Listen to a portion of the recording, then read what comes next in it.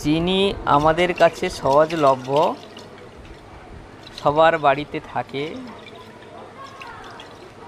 কিন্তু চিনির ক্ষমতা কতটা আমরা দেখতে পাবো একটু পরে। চিনির দ্রবণে ক্ষারীয় পটাশিয়াম পারম্যাঙ্গানেট দ্রবণ যোগ করলে বর্ণের পরিবর্তন গোলাপি থেকে প্রথমে সবুজ বর্ণ, পরে বাদামি বা হলুদ বর্ণে পরিণত হচ্ছে, আপনারা দেখতে পাচ্ছেন।